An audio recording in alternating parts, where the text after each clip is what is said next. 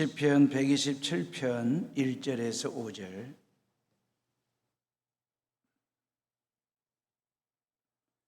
우리 가정에서도 하나님 말씀 찾았으면 저랑 같이 1절부터 5절을 읽습니다.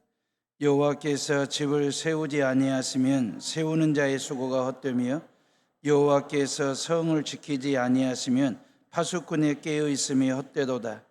너희가 일찍이 일어나고 늦게 누우며 수고의 떡을 먹음이 헛되도다. 그러므로 여호와께서 그의 사랑하시는 자에게는 잠을 주시는도다. 보라, 자식들은 여호와의 기업이요 태의 열매는 그의 상급이로다. 젊은 자의 자식은 장사의 수중의 화살 같으니 이것이 그의 화살통에 가득한 자는 복되도다. 그들의 성문에서 그들의 원수와 담판할 때에 수치를 당하지 아니하리로다. 아멘.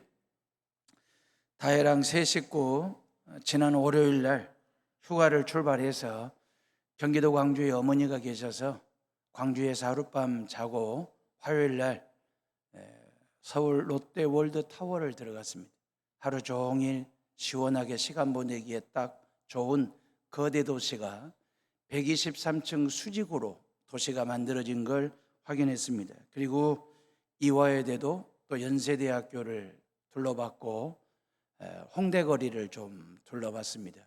그리고 수요일 날 오후에 남산 타워를 갔는데 잼버리 스카우트 몇몇 나라 학생들이 올라와 있는 걸 만날 수가 있었습니다. 그리고 수요일 밤 예배는 영락교회에서 밤 예배를 드리고 목요일 날은 그때 이제 막 서울은 카논 태풍 막 몰아칠 때 대학로에 가서 소극장에서 연극 한 편을 보고 여수로 목요일 날 오후에 내려왔습니다.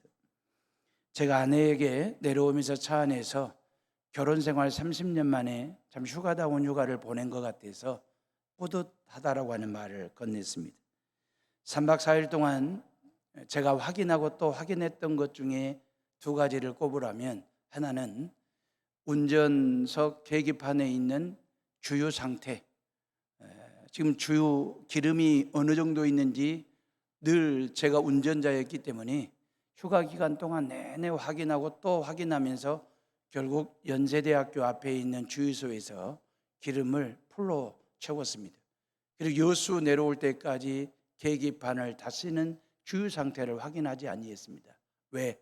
여수까지 오는데 충분하게 풀로 채워진 기름이니까. 두 번째로 확인한 것이 저만 확인한 게 아니고 저희 아내도 다혜도 저도 각자가 들고 있는 스마트폰의 배터리 충전 상태를 늘 확인하고 또 확인했습니다. 어떤 사람들은 보조 배터리를 가지고 다닐 정도로 이게 스마트폰에 방전이 생기는 것 자체를 심히 정서적으로 정신적으로 불안해할 정도로 어떻게 스마트폰 배터리가 방전이라도 되면 세상 모든 것들과 단절된 듯한 그런 정서적 아니면 정신적 불안 심리를 현대인들이 가지고 사는 것 같습니다. 배터리 일본식 발음이 배터리죠. 로켓 배터리라고 하는 회사가 너무 오랫동안 우리에게 입버릇처럼 달린 배터리라고 하다 보니까 익숙한 발음이 되었는데 요즘 젊은이들은 리튬, 이온, 아니면 배터리 팩 이런 걸 가지고 쓰기 때문에 배터리라고 많이들 하는데 이제 배터리는 스마트폰에 이렇게 많이 연결지어서 자동차에는 배터리로 이렇게 표현해서 이렇게 사용하고 있는 것을 봅니다. 배터리는 전기를 담아두는 부품이거든요. 이게 전기를 담아두는 부품인데 이건 필수품이 됐어요. 왜냐하면 배터리를 가지고 움직이고 작동되어지는 것들이 너무나 많기 때문에 그렇습니다. 문제는 이게 영구적이지를 않아요. 항상 충전 상태를 확인해야 되고 이게 방전되면 안 되는 거예요. 그렇기 때문에 반드시 충전해 줘야 되기 때문에 오는 불편함, 귀찮음도 있어요. 아니면 번거로움도 있는데도 불구하고 씁니다. 이유가 뭡니까? 필요하기 때문에. 좋은 것이기 때문에 그렇습니다. 자동차나 스마트폰이 방전이 되면 이건 깡통이 됩니다. 먹통이 되고요, 고철 덩어리가 되거든요. 근데 충전만 해주면 아주 요긴하게 쓰는 차가 되기도 하고 폰이 되기도 합니다. 인생도 이런 원리이지 않을까라는 생각 말입니다. 여러분들의 인생 배터리에 그 말입니다. 뭘로 충전시켜 놓으셨습니까? 여러분들의 인생 배터리에 뭘로 충만하게 충전시켜 놓으셨냐 하는 얘기입니다. 어떤 사람들은 돈을 충전하기도 하고 어떤 사람들은 권력을 충전하기도 하겠지만 그 여러분들의 인생 배터리에 뭘 그 말입니다. 오늘 설교는 요 얘기를 좀 하려고 하는 것이거든요. 하나님의 복 말입니다. 하나님이 주시는 행복으로 여러분들의 인생 배터리를 빵빵하게 충만하게 충전시키고 사는지 그 말입니다. 여러분들의 인생 배터리가 어떤지, 충전 상태가 어떤지 아마 여러분들의 스마트폰 배터리 상태를 확인하는 것만큼 매일매일 확인하고 사는지 그 말이에요. 덜 하실 거리요. 행복 정도는 방전돼도 그 말이에요. 기쁨이라고 하는 것은 좀 퍼센테이지가 좀 떨어져도 나와는 별게 없는 것처럼, 별것 아닌 것처럼 그렇게 우리는 애써 잊어버리고 살려고 할 때가 더러 있거든요. 왜 이렇게 자동차 배터리 충전 상태는, 스마트폰 배터리 충전 상태는 본능적으로 확인하는지 그 말입니다. 그러듯이 우리 인생 배터리의 행복 상태는 어떤지 오늘 말씀을 통해서 한번 확인해 보려고요.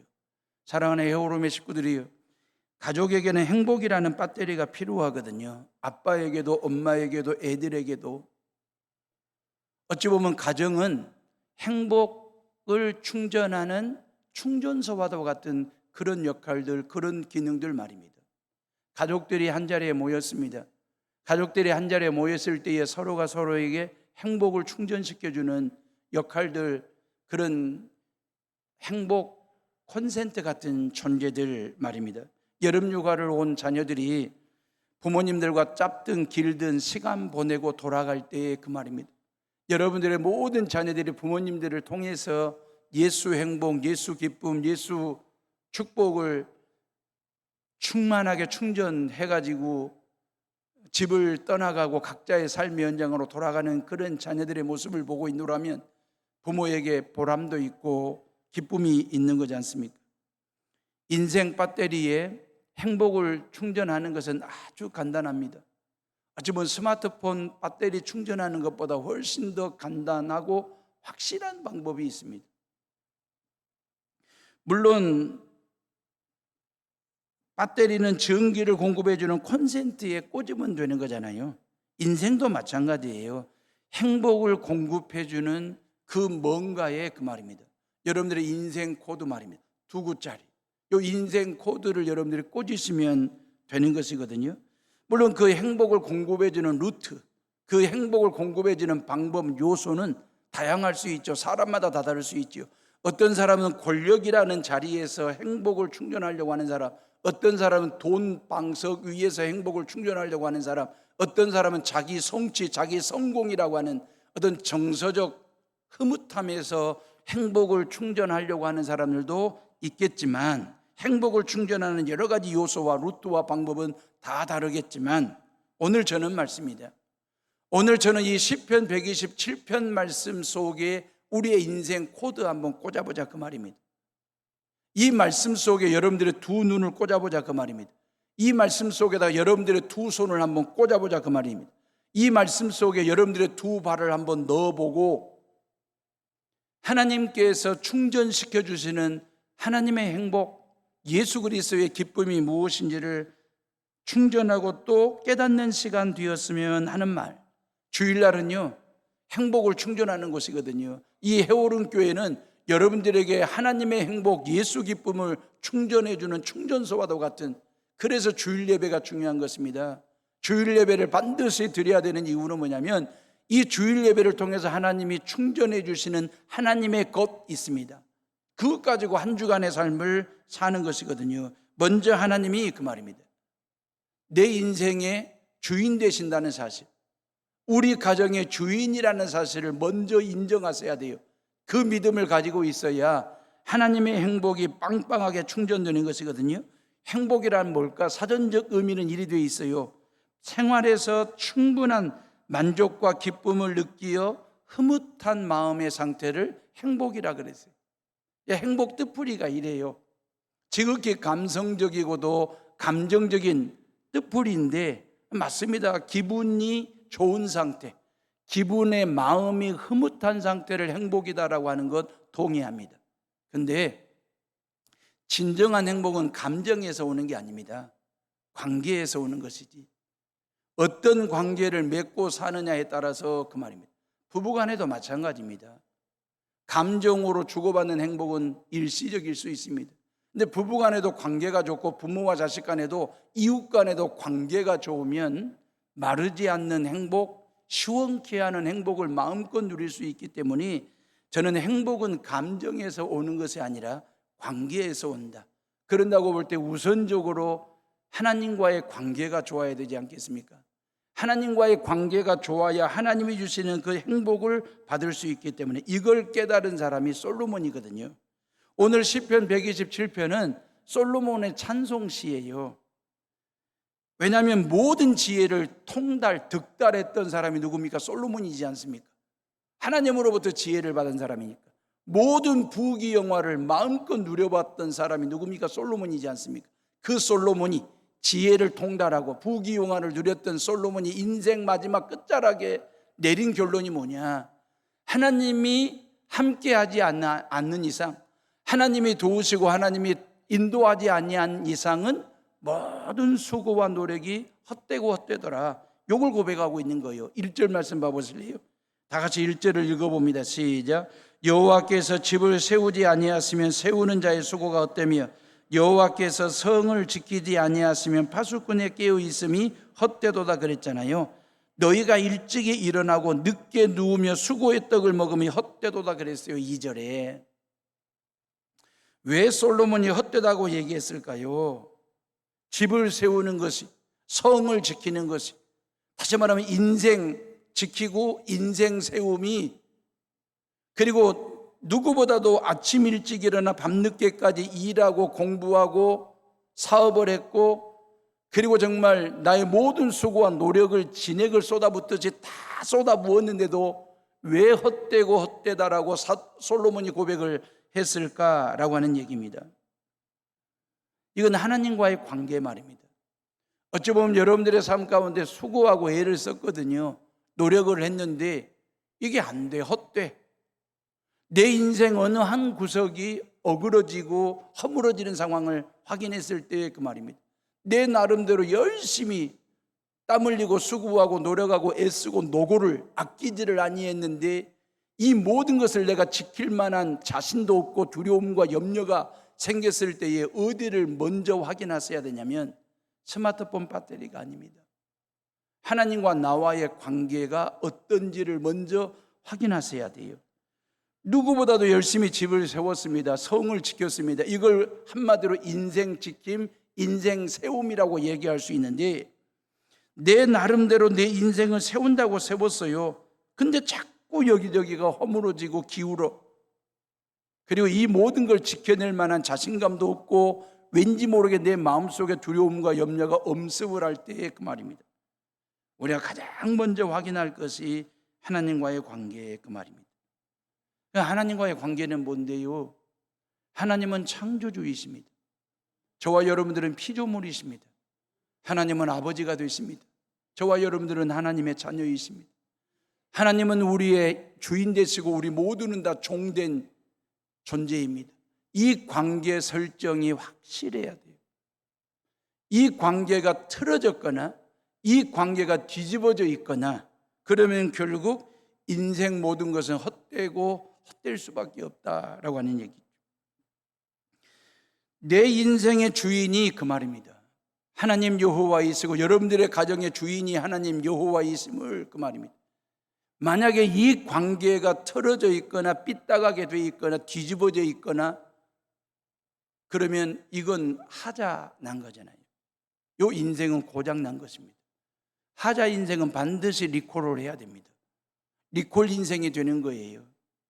이 관계가 틀어지면 결국 하자 인생이 되는 거고 하나님 앞에 나와 리콜 그 말입니다. 이 예배 시간은 하나님 앞에 나와 하나님 내 인생이 고장났습니다. 내 삶에 하자가 생겼습니다. 고쳐주시고 수리해달라고 리콜하는 시간이에요.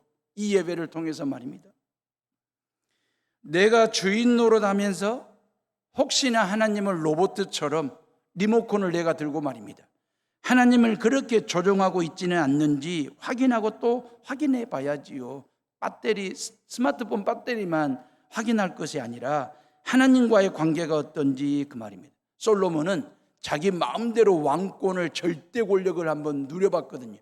지혜를 통달한 사람이지, 부귀영화를 누리는 사람이지, 마음껏 왕권을 가지고 나라를 다스려봤고 결국 민족을 다스려봤는데 결국 자기 다스림에 실패를 한 거예요. 그래서 인생 마지막 결론이 뭐냐? 하나님 없는 인생, 하자 인생, 고장난 인생은 결국 리콜 대상이라는 거예요. 그리고 하나님으로부터 수리받지 않으면 안 될 인생 그 말입니다. 다시 말해 하나님이 돌보실 때만이, 하나님의 인도하시고 역사하실 때만이 모든 수고와 노력을 통해서 좋은 결실, 귀한 열매를 맺게 되더라 라고 하는 고백이거든요. 하나님과 관계가 좋으면 인간은 무한 행복을 받을 수 있습니다. 행복이 무한 리필이 됩니다. 하나님과 좋은 관계만 되어 있으면, 하나님과 나와의 관계, 십자가와 나와의 관계, 말씀과 나와의 관계가 좋으면, 반듯하면 말씀이 무한 리필돼요. 십자가와 나와의 관계가 좋으면 십자가 사랑이 나에게 무한 리필이 됩니다. 리콜 인생이 리필 인생이 된다고요. 하나님은 창조주이시고 나는 피조물이심을, 하나님은 나의 아버지가 되시고 나는 그분의 아들이고 딸임을, 하나님이 내 인생의 주인 되시고 나는 그분의 종됨을 확실하게 인정하고 이 관계 설정을 하고 살아가는 것 말입니다. 아내가 주인 노릇 하려고 하는 순간에 행복의 금이 가기 시작합니다.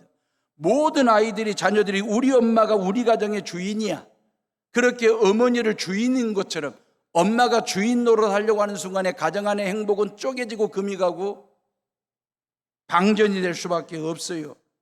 아빠들이 주인 자리에서 밀려난 지는 오래된 얘기라는 것 다들 알고 계시죠? 저희 할아버지, 저희 아버지 때만 하더라도 주인 양반 그랬어요. 모든 동네 사람들이 주인 양반 어디 계시냐 그랬어요. 그래서 저는 우리 할아버지, 아버지가 주인 양반인 줄 알았어요. 근데 아버지 다음 세대, 그 후 세대들은 주인 양반은 없고 주인 양반만 있어요. 가정 안에 오로지 주인 양반.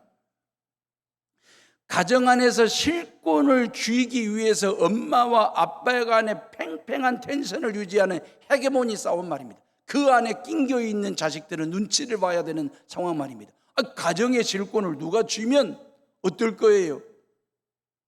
모든 엄마들이 천하통일을 이루었습니다. 남편도 쥐었지, 경제권까지 쥐었지. 가정 안에는 주인 양반이 없어요. 주인 양반만 있어요. 쥐어 사는 양반만. 아빠들은요, 서열상에서 한참 밀려버렸습니다. 이제 아들이 1위, 딸, 엄마.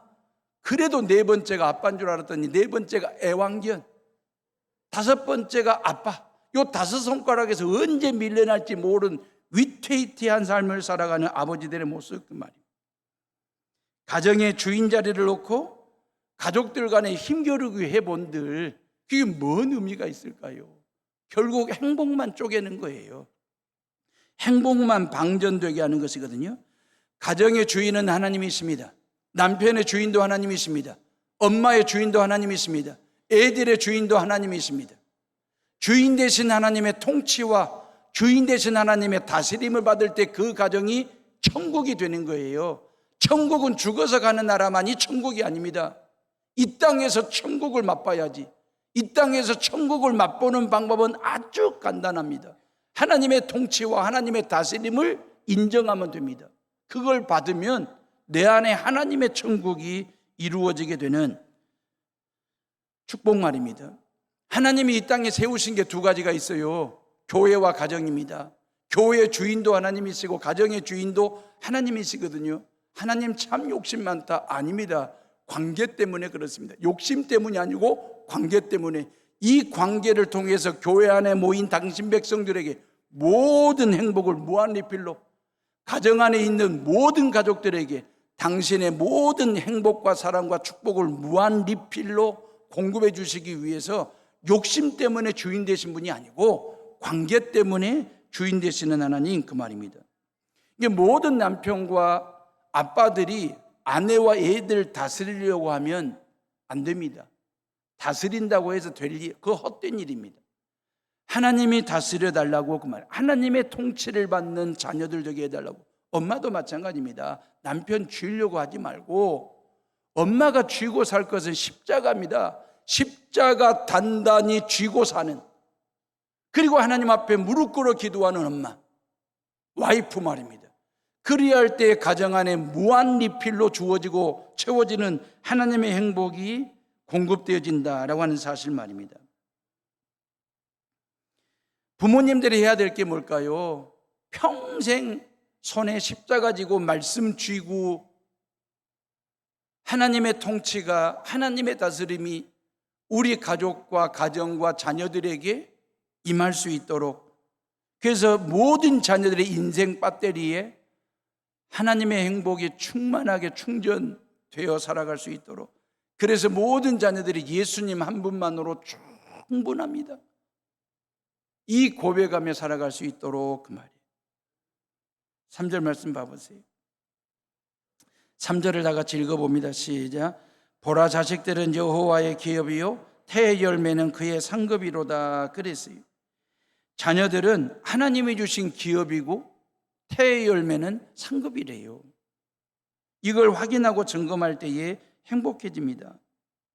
온 가족이, 그 말이에요, 온 가족이 하나님이 주신 기업이고 태의 열매는 상급과도 같은 존재라고 하는 이 믿음을 빵빵하게 충전하고 사는 것 말입니다. 사랑하는 에오름의 식구들이, 왜 자녀들이 선물이고 축복인지 아십니까? 왜 여러분들에게 주어진 자녀들이 선물이고 축복일까요? 오늘 말씀의 성경은 두 가지를 얘기하시잖아요. 하나는 기업이고 하나는 상급이래요. 자녀들은, 우리는 흔히 그러잖아요. 무자식이 상팔자라고.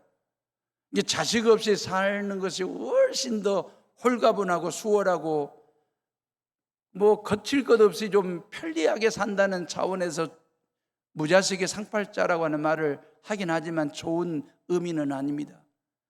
가지 많은 나무에 바람 잘 날이 없다고 우리 부모님들은 그렇게 넋두리 하듯이 푸념하듯이 그렇게 탄식조로 그렇게 한 번씩 독백을 했거든요. 무자식의 상팔자라고. 물론 자식들 키우는 게, 낳아서 키우는 게 먹이고 입히고 재우고 가르치고 시집 보내고 장가 보내고 그리고 죽을 때까지 그 자식들 뒷바라지하는 부모의 일생이 결코 만만치 않다는 건 우리 여기 다 아시잖아요. 그게 무자식의 상팔자고 가지 많은 나무에 바람 잘 날 없다는 말이 공감이 가는 대목이 없지 않아 있습니다. 근데 내 인생의 주인이 하나님이심을 믿고 사는 저와 여러분들마저도, 우리 크리스찬들마저도 무자식의 상팔자여 그렇게 독백하듯이 고백을 하면 우리 하나님 아버지의 속이 어떠실까라는 생각 말입니다. 성경이 뭐라고 말씀하셨는데요? 자식들은 기업이고 상급이래요. 기업이라고 하는 말은 상속재산이라는 말도 되고 하나님이 거저주신 선물이라는 뜻도 있습니다. 이 기업이라, 이게 자식들은 하나님이 내게 선물로 거저주신 선물 같은 존재, 기업이라는 거예요. 창세기 33장에 보면 20년 만에 형 에서와 동생 야곱이 형제간의 상봉이 이루어져요. 20년 전에 뭔 일이 있었는지 아시지요? 동생 야곱이 형 에서의 장자권이 욕심나가지고 팥죽 한 그릇 가지고 아버지와 형을 속이고 빼앗다시피 챙겨가지고 36개 주랭랑을 쳤던 동생 야곱입니다. 그 야곱이 자수성가해가지고 고향으로 돌아오는 거예요. 고향으로 돌아와가지고 가장 먼저 누구를 만나냐면 형 에서를 만납니다. 그때 야곱 앞에 13명의 자식들이 있는 거예요. 13명의 자식들을 우원히 몰고 형 에서 앞에 섰습니다. 형 에서가 묻습니다. 이 사람들이 누구냐 그랬어요. 이 사람들이 누구냐? 그때 창세기 33장 5절에 하나님이 주의 종에게 은혜로 주신 자식들이니이다 그랬어요. 야곱이 자식의 가치와 자식의 어떤 그 평가, 아니면 정의, 아니면 자녀됨의 행복, 부모됨의 행복이 무엇인지를 정확하게 풀이를 했습니다. 하나님께서 나에게 은혜로 주신 자식이니이다. 하나님께서 내게 선물로 주신 자식이라고 고백을 했습니다. 어찌 보면 저와 여러분들이 그 말입니다. 자식이 많든 적든, 그 자식들이 튼튼하든 약하든, 배웠든 못 배웠든, 잘 살든 못 살든 그 모든 자녀들은 하나님으로부터 기업으로 선물로 받은 자식이라고 하는 이 믿음 말입니다. 이게 자녀들에게 얼마나 큰 행복이고 긍지와 자부심인 줄 아십니까? 여러분들의 자녀들이, 부모님들이 생각할 때 우리 부모님들은 나를 하나님이 주신 기업으로, 하나님이 주신 선물로, 상급으로 여기시면서 나를 키우고 나를 여기까지 이끌어 왔다라고 하는 그 존재감을 인식하고 자각을 할 때 아이들이 말입니다. 자녀들이 말입니다. 말로 표현할 수 없는 그 말입니다. 여러분들의 자녀들, 손주들 키울 때 그 말, 아이들에게 들려주세요. 너는 하나님이 내게 거저 선물로 주신 기업 같은 존재라고, 상급이라고, 이 고백 말입니다.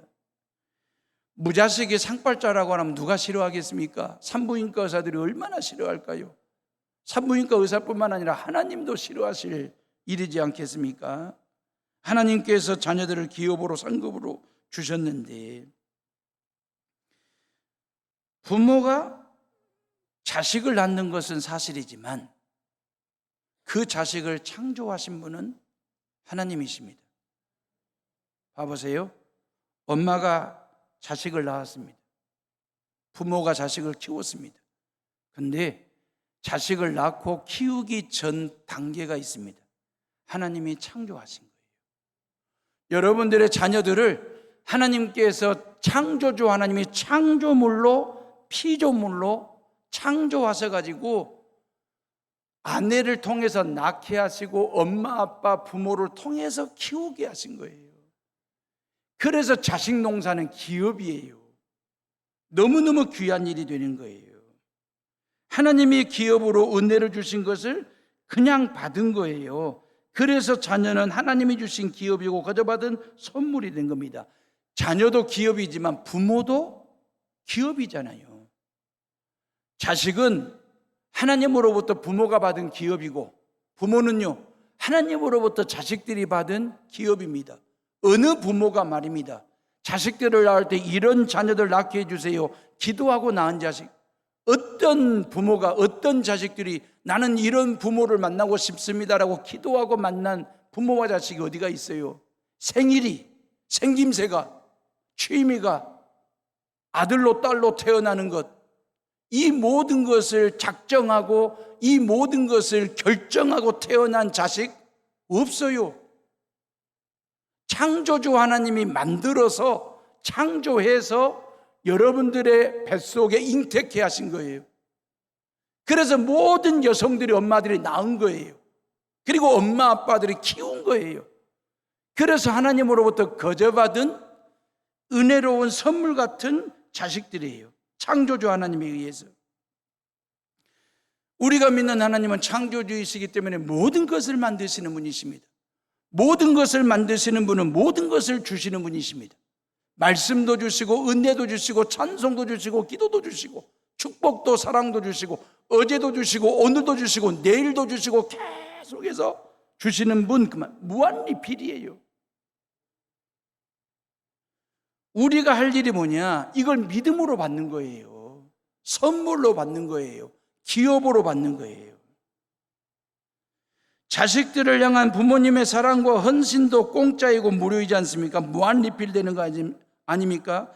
부모님은 평생 자녀들에게 행복이라는 배터리를 충전시켜 주시는 전기 콘센트와도 같으신 분들이에요. 모든 자녀들의 인생 도구, 인생 코드를 부모님이라고 하는 콘센트에다 내리 꽂고 사는 존재들이거든요. 당신이 다 달아져서 소모될 때까지. 이게 부모의 삶이에요. 다 달아져서 소모될 때까지 자녀들에게 사랑을 충전해 주시는 분 부모님. 낳아서 입히고 먹이고 재우고 씻기고 가르치고 키우고 장가 보내서 평생 뒷바라지 하시는 게 부모님. 어떤 대가도 바라지도 않고 그냥 자식들이 하루하루를 잘 살고 행복하게 살면 그걸로 만족. 이런 부모님들에게 자식들이 할 일이 뭔지 아십니까? 상급이 되는 것입니다. 그게 3절 말씀이에요. 이런 부모님들에게 자식들이 해야 될 일이 뭐냐? 상급으로 사는 거예요. 상급은 뭡니까? 상 받는 사람 아닙니까? 상 받는 사람은 누가 받습니까? 잘하는 사람이, 우월한 사람이 상을 받는 것입니다. 우리 헤어롬에 속한 모든 식구들이 하나님 아버지께 상을 받는, 상급받는 성도들 되시기를 주님의 이름으로 축원합니다. 여러분들의 자녀들이 다 그렇게 되기를, 하나님의 상급을 받는, 하나님의 상급 받으려면 잘하면 돼요. 뭘 잘해야 됩니까? 공부 잘하는 얘기가 아니에요. 사업 잘하라는 얘기가 아니고, 기도 잘하고 예배 잘 드리고 사랑하고 배려하고 응원하고 지지해주고 박수 쳐주고 격려해주고 인정해주고,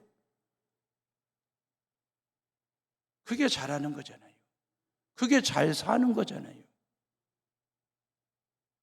그게 상급이에요. 자식들은 부모의 상급이 돼야 돼. 다시 말하면 자랑거리가 돼야 된다 그 말입니다. 하나님은 당신을 아버지 이렇게 부르라고 우리에게 말씀해 주셨어요. 하나님 당신을 향하여 아버지, 아빠라고 이렇게 부르게 하셨어요. 이걸 하나님은 무진장 기뻐하신대요. 저와 여러분들이 하나님을 향하여 아버지라고 부를 때, 찬송으로 부르고 기도로 부르고 말씀 듣고 예배하면서 신앙생활하면서 하나님을 향하여 아버지라고 부를 때 하나님은 가장 기뻐하신대요. 아니, 우리가 윗사람을 부를 때에 존칭 문제는 아주 중요하지 않습니까? 윗사람을 부를 때. 그래서 우리는 선생님이라고 부르고 어르신이라고 부르고 폐하라고 부르고 각하라고 부르는 거 아니겠습니까? 왜? 윗사람이기 때문에.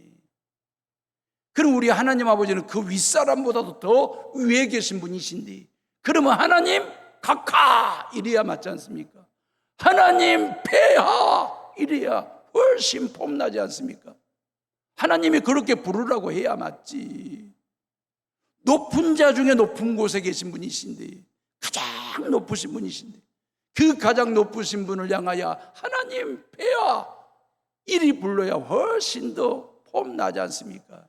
근데 하나님은 아버지라고 부르래요. 아빠라고 부르래요. 얼마나 감사한지. 아빠 친근하신 분이시잖아요. 아버지 근엄하시지. 근데 책임지는 분이 아버지잖아요.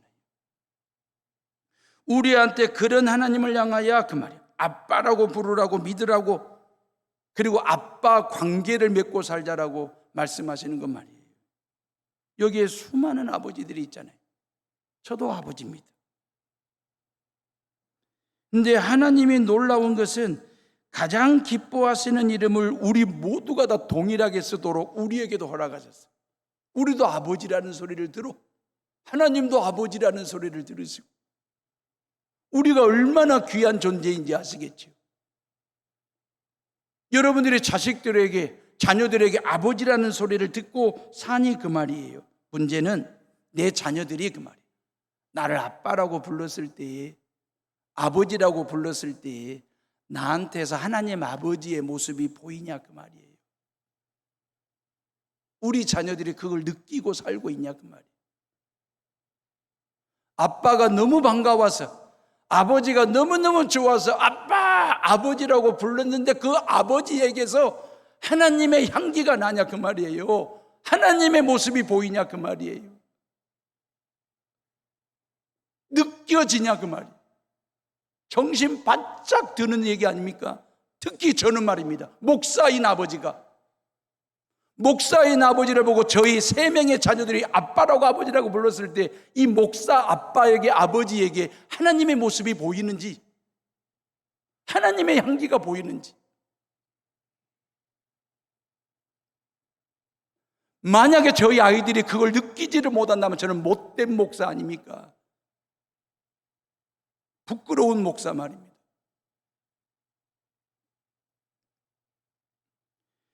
자녀들에게 어떤 인생의 행복의 배터리 충전시켜 주실랍니까? 여러분들의 자녀들, 아들, 딸, 며느리, 사위들이, 손주들이 우리 아버지, 어머니를 뵐 때마다, 우리 할아버지, 할머니를 뵐 때마다 하나님 아버지가 느껴져.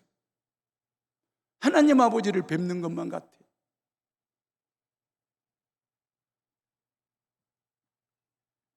결론입니다. 꿈을 꾸는 가족이 행복한 가정을 만들 수 있습니다. 꿈을 꾸는 가정이. 하나님을 주인으로 모신 가정은요, 하나님의 꿈을 꿉니다. 하나님의 다스림을 기뻐하고 인정하는 자녀들에게 하나님께서 당신의 꿈을 주시고 그 꿈으로 인도하시는 분이시거든요. 여러분의 자녀들이 하나님의 꿈을 꾸는 미래를 설계할 수 있도록 꿈을 꾸는 아이들로 키우셔야 됩니다. 그래야 인생 배터리에 행복과 꿈이 무한 리필이 돼요. 꿈을 화살로 비유했어요. 지금 솔로몬이. 4절 말씀 봐보세요. 다 같이 4절을 읽어봅니다. 시작. 젊은 자의 자식은 장사의 수중에 화살 같으니. 그랬어요. 지금 솔로몬이 비유적으로 해석한 거지요. 이 꿈을 화살로, 그 말입니다. 하나님이 주시는 꿈을 화살로 비유한 것은 이런 거지요. 꿈이라고 하는 것은 반드시 앞으로 날아가는 것입니다. 여러분들의 자녀들과 손주들이 그만 상급 같은 자녀들이 미래를 향하여, 그 말이에요. 앞을 향하여, 그 말입니다. 꿈을 꾸는 화살을 날리는, 그 말입니다. 이 인생의 옆으로 날아가서도 안 되고 뒤로 날아가서도 안 돼요. 여러분들의 자녀들의 모든 인생을 꿈을 꾸면서 미래를 향하여, 목표물을 향하여 앞으로 직진 날아가는 화살 같은 존재들, 화살 같은 꿈을 꾸는 그런 아이들이 될 수 있도록 키우는 것 말입니다. 저는 이 설교를 마무리하면서 부모는 뭘까? 저는 활이라고 생각했습니다. 자식들은 뭘까? 화살이라고 생각했습니다. 다시 말하면 아이를 잉태하는 순간부터 화살이라고 하는 자식을 활에 매기는 부모의 삶 말입니다. 그러죠. 활 같은 부모에게 화살 같은 자식을 이렇게 물려있는, 그래서 땡겼다가 놓았다가 그러기를 한 30년 동안 그렇게 먹이고 키우고 재우고 가르치고 그러다 보면 언젠가는 이 화살은 활을 떠날 때가 옵니다. 그게 시집 갈 때일 수도 있고 장가 갈 때일 수도 있고 아니면 이런저런 이유로 해서 활 대신 부모님 곁을 떠나야 할 화살 같은 자식들이 언젠가는 된다 그 말이에요. 그러면 그 기간이 30년이라고 한다면 그 말이 활 같은 부모가 해줘야 될 일이 뭡니까? 이 화살을 반듯하게 곱게 다듬어 줘야 되지 않겠습니까?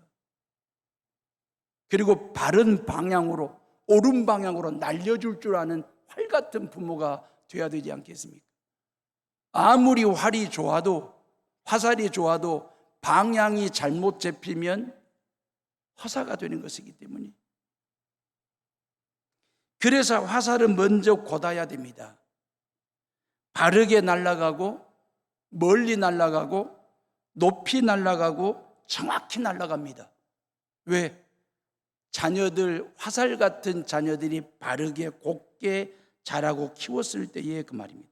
만약에 구부러진 화살은요, 날리자마자 바로 땅바닥에 패댕이를 칠 겁니다. 왜? 구부러졌기 때문에. 여러분들의 자녀들이 그 말입니다. 화살 같은 자녀들이 미래를 향하여, 목표물을 향하여 날아가고 또 날아가는 그런 은혜 말입니다. 두 번째, 화살은 강해야 합니다. 곧아야 될 뿐만 아니라 강해야 돼. 그래야 화살이 강해야 멀리 날아갈 수 있습니다. 약하면 나르다가 쪼개지고 찢어지고 꺾입니다. 목표를 꿰뚫지를 못합니다. 이 말은 자식들을 마마보이나 백설공주처럼 키우지 말라 그 말이에요. 귀여운 것과 귀엽게 키우는 것은 달라요. 모든 자식은 다 귀엽죠. 얼마나 귀엽습니까? 손주들이. 너무너무 귀여운데 귀여운 것과 귀엽게 키우는 것은 다르다고요. 다시 말하면 귀엽게만 키우면 허약해지죠. 허약해지면 어리석고 버릇없는 응석바지가 됩니다. 그러면 멀리 날 수가 없고 높이 오를 수가 없고 바르게 강하게 날아갈 수 없어요. 그렇기 때문에 엄격하게 키우셔야 됩니다. 애정과 애착은 다릅니다. 물론 애정과 애착을 사랑으로 풀면 같은 말인데 결과론적으로 놓고 보면 엄청나게 다르게 나타나요. 학교까지도 걸어갈 수 있는 애를 엄마가 굳이 차로 태워서 학교를 데려다 준다면 이건 애정입니까? 애착입니까? 이거 애착이에요. 자녀들이 알바해서 용돈 정도 벌 정도의 연령이 됐고 나이가 됐고 사회인이 됐어요. 그러면 자녀들로 하여금 젊어서 고생은 사서도 한다고 했으니까 알바를 통해서 생활비도 좀 벌어보고 고생하도록 내버려 두는 것이 애정이잖아요. 근데 그러지 말라는 거예요. 너 뭐 들라고 그렇게 고생하냐? 내가 용돈 빵빵하게 줄 테니까. 그것은 뭡니까? 애정입니까? 애착입니까? 애착이에요. 줘도 개념 없이 주는 것은 애정이 아니라 애착입니다. 줘도 지각 있게 주고 안 줘도 지각 있게 안 주는 것이 애정이죠. 말로 무조건 잘했다고 말하는 것은 애착이 아니라 애착이고, 지혜롭게 잘했다고 말하고 엄하게 잘못됐다고 지적해 주는 것이 애정이 되는 것입니다. 애착은 애를 착하게 키우는 것이 아니라 삐딱하게 키우는 겁니다. 애정하면 애가 정들게 바르게 큽니다. 제가 언어의 위로만 한번 풀어봤지만 어찌됐든 화살 같은 여러분들의 자녀들이 애정도 필요하지만 애착도 필요하지만 애정 어린 그런 반듯한 강하고 그러한 반듯한 아이들로 잘 키울 수 있기를 간절히 바랍니다. 이야기 하나 하고 마치겠습니다. 부부가 막 싸웠습니다. 엄청나게 큰 소리를 치면서 제가 약간 마른 기침이 있어서 죄송합니다. 막 얼굴도 붉히고 막 큰 소리를 치면서 막 난리가 났습니다. 부부간에 싸움이 나가지고. 그래가지고 부인이 뭐라고 큰 소리를 팍 질렀냐면 당신 것 다 가지고 가 그랬어요. 당신 것 다 가지고 나가 그랬어요. 이러면 이제 남자들은 어안이 벙벙 하거든요. 멍 때리기 시작하거든요. 갑자기 와이프가 막 큰 소리로 막 치면서 막 뛰들면서 당신 것 다 가지고 나가라고. 그러면 어안이 벙벙합니다. 이러한 때에 그 말입니다. 멍하니 서 있다가 부인을 보고 빙긋이 웃더니 부인을 들쳐매고 나갑니다. 그러면서 하는 말이 당신이 내 거야. 당신이 최고야. 그러면서 이제 둘이서 웃고 행복하게 살았다고 하나요? 와이프를 들쳐매고 나가면서 당신 것이 내 것, 내 것이 당신 것.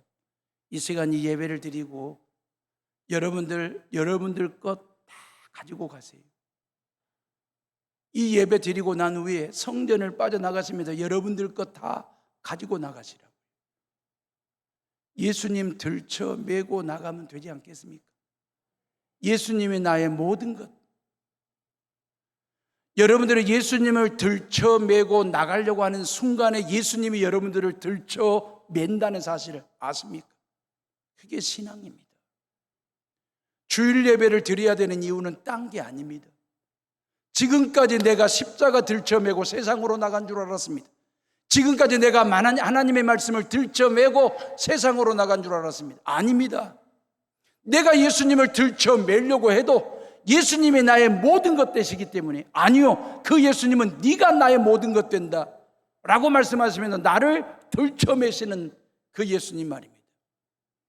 그래서 우리는 세상에서 예수님 한 분으로 충전되어 있는 사람, 예수님 한 분만으로 충만한 사람, 예수님 한 분으로 충분한 사람, 누가 봐도 해오른교회 교인들은 예수님 한 분으로 충만하게, 예수님 한 분으로 충분하게, 예수님 한 분으로 충전된, 그래서 세상에 나아가 그 예수님의 행복을 또 다른 사람들에게 이렇게 충전시켜주는 콘센트와 같은 역할 감당하는 저와 여러분들 되시기를 간절히 바랍니다.